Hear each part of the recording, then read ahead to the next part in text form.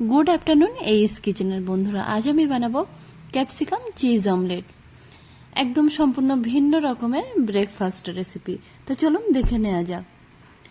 Capsicum cheese omelette বানানোর জন্য এখানে আমি নিয়েছি দুটো মিডিয়াম সাইজের ক্যাপসিকাম, 3টে ডিম, দুটো পেঁয়াজ, স্লাইস চিজ, কাঁচা লঙ্কা এবং ধনিয়া পাতা। প্রথমে ভেজিটেবলগুলো কেটে নেব। দেখুন, প্রথমে নিয়েছি পেঁয়াজগুলো একদম ছোট ছোট করে কেটে নিয়ে একটা পাত্রের মধ্যে রেখে দেব। এবারে কাঁচা লঙ্কাগুলো কিন্তু একদম ছোট করে কেটে নিয়ে ওই একই পাত্রের মধ্যে রেখে দিচ্ছি। এরপরে ধনিয়া পাতা, সেগুলোও কিন্তু একদম ছোট করে কুচিয়ে নেব। এরপরে ক্যাপসিকামটা কেটে নেব। ক্যাপসিকামগুলো রিং সাইজের করে কেটে নিচ্ছি।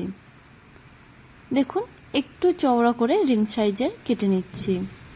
এরপরে ভিতর থেকে ক্যাপসিকামের বীজগুলো ফেলে দেব। ক্যাপসিকামগুলো থেকে কয়েকটা রিং কেটে নিয়েছি। এরপরে দেখুন স্লাইস চিজগুলো, সেগুলো একদম ছোট করে কেটে নেব।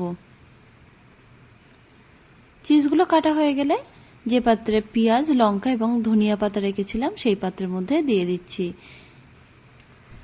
রিং কাটার সময় ক্যাপসিকামের মুখের দিক থেকে যেগুলো বাদ পড়েছিল সেগুলো একদম ছোট ছোট করে কুচিয়ে নিয়ে ওই পাত্রের মধ্যে দিয়ে দিচ্ছি। 1 চামচ ময়দা দিয়ে দেব, ছোট চামচের হাফ চামচ গোলমরিচ দিয়ে দিচ্ছি, হাফ চামচ কাশ্মীরি লঙ্কার পাউডার, হাফ চামচ লবণ, হাফ চামচ ধনিয়া পাউডার। তারপরে ডিমগুলো ভেঙে এক এক করে দিয়ে দেব।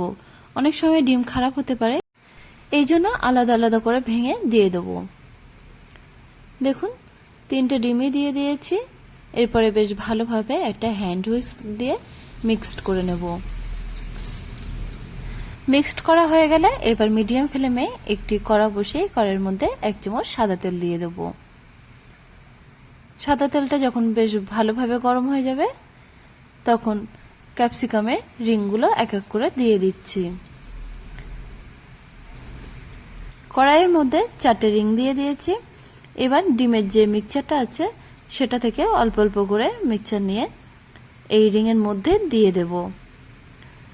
মিক্সচারটা একটু চেষ্টা করতে হবে অল্প দেওয়ার, কেননা অনেক সময় বেশি দেওয়া পড়লে সাইড থেকে কিন্তু বেরিয়ে যায়। অমলেটটা বানাতে গেলে অবশ্যই গ্যাসের ফ্লেম একদম লো ফ্লেমে তৈরি হয়ে গেছে একদম গরম গরম ক্যাপসিকাম চিজ অমলেট। এই ক্যাপসিকাম চিজ অমলেট